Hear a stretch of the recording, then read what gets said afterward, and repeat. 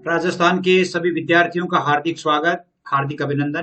प्रिय विद्यार्थियों, आज का वीडियो बहुत ही महत्वपूर्ण और बहुत ही सारगर्भित है कि परीक्षा 2022 के लिए संक्षिप्तीकृत पाठ्यक्रम, यानी अपने बात चल रही थी कि 30% पाठ्यक्रम कम किया जाएगा, तो आज वो 30% पाठ्यक्रम है वो कम कर दिया गया है और बिल्कुल ऑथेंटिक सूचना है, बोर्ड की साइट से उठाई गई सूचना है। इसलिए आप ध्यानपूर्वक देखें और आपके लिए यानी आपको कौन कौन से पार्ट पढ़ने हैं, कौन से पार्ट नहीं पढ़ने हैं और आपके पेपर का पैटर्न क्या रहेगा, इसके बारे में थोड़ी सी चर्चा कर लेते हैं। सबसे पहले हम हिंदी अनिवार्य के बारे में चर्चा करते हैं कि हिंदी अनिवार्य में आपके कौन सा रहा। हिंदी अनिवार्य के बाद में आपके हिंदी लिटरेचर की बात करेंगे, लिटरेचर के बाद में इंग्लिश की बात करेंगे, इंग्लिश के बाद में पॉलिटिकल की बात करेंगे, पॉलिटिकल के बाद में जियोग्राफी की बात करेंगे, जियोग्राफी के बाद में हिस्ट्री की बात करेंगे। यानी हर एक प्रत्येक सब्जेक्ट की आपको डिटेल से बताया जाएगा कि कौन सा पाठ्यक्रम कहां से हटा है और कितने पार्ट कम हुए हैं। तो निश्चित रूप से आप अपनी किताब ले लीजिए, किताब लेकर के और निशान लगा लीजिए कि मेरे को अब कौन कौन से पार्ट पढ़ने हैं और कौन से पार्ट नहीं पढ़ने हैं।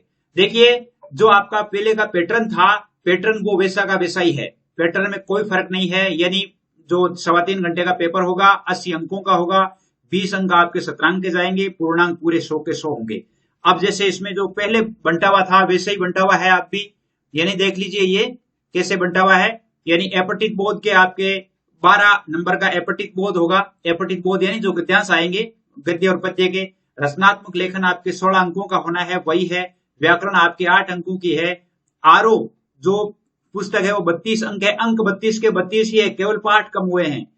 वितान भाग 2 वो भी अंक 12 ही है, पाठ ही कम हुए। अब कौन कौन से पाठ कम हुए हैं इसके बारे में पहले आपको बताया जा चुका है कि आपके कौन से अंक कितने अंकों के आएंगे। अब थोड़ा फेरबदल हुआ है, यानी फेरबदल ये हुआ है कि अब जो पहले कोई प्रश्न जैसे 3 नंबर का आता था, अब वहां से 5 नंबर का आएगा, 6 नंबर का आएगा। वो कैसा आएगा, देखिए आपके पेपर जो होगा खंडों में विभक्त होगा।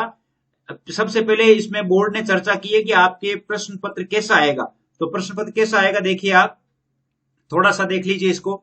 यानी जैसे एपटिक गद्यांश 6 नंबर का होगा, एपटिक पद्यांश 6 का होगा। यानी एक तो गद्यांश आएगा और एक पद्यांश आएगा और ये दोनों 6 अंकों के आ जाएंगे, ठीक है। एक निबंध आएगा जो 5 अंकों का आएगा। हिंदी कंपलसरी की बात कर रहा हूं, हिंदी कंपलसरी में एक जो निबंध आएगा, लेख आएगा, वो 5 अंकों का आएगा।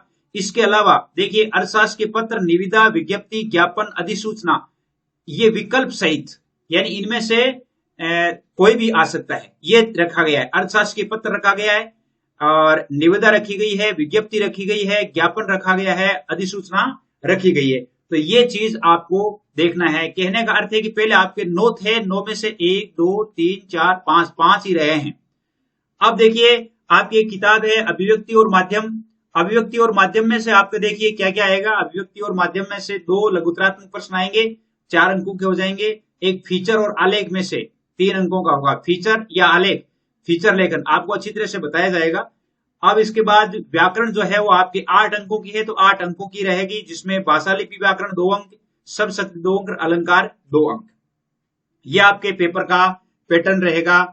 अब देखिए आपके खंड 3 जो होगा, इसमें 2 अंकों की परिभाषिक शब्दावली भी आएगी।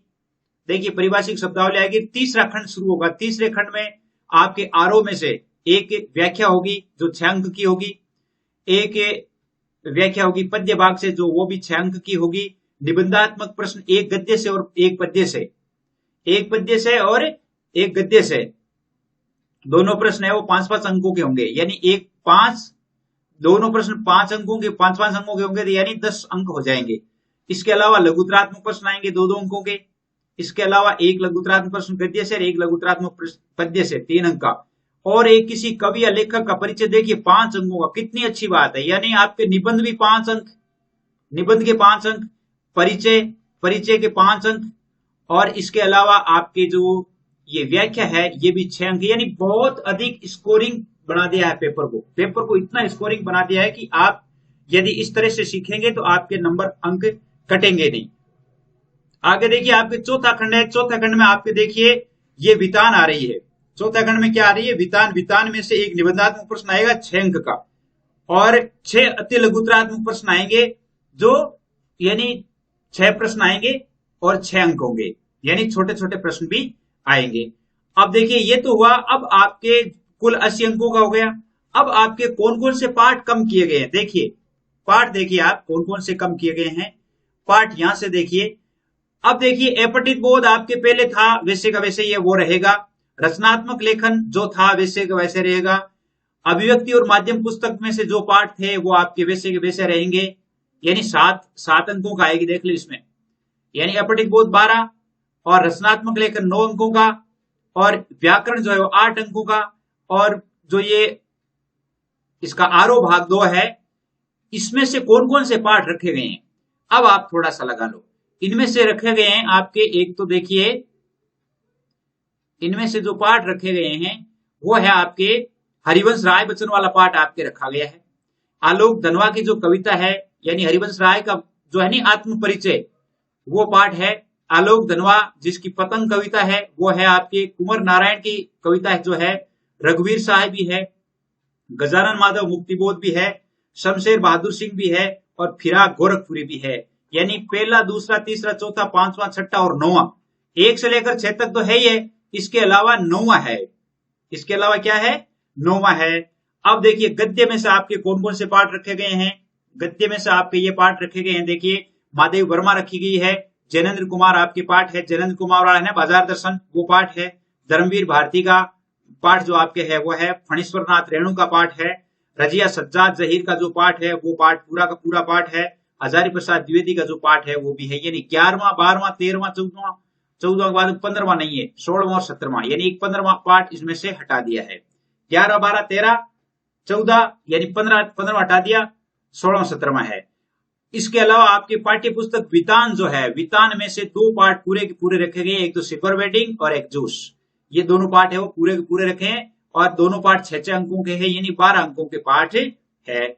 आगे देखो आपके पाठ कौन कौन से हटाए हैं वो लगा लो, जो पाठ हटाए गए हैं वो लगा लीजिए। आरोह में से आपके सूर्यकांत त्रिपाठी निराला हटा दिया, तुलसीदास वाला पाठ हटा दिया, उमा शंकर जोशी वाला पाठ हटा दिया, यानी पद्यांश में से 3 पाठ आपके हट गए हैं। गद्य में से 15वां पाठ हट गया, विष्णु खरे वाला। बाबा साहेब भीमकर अंबेडकर वाला पाठ हटा दिया।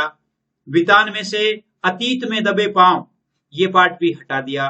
डायरी के पन्ने, ये पाठ भी हटा दिया।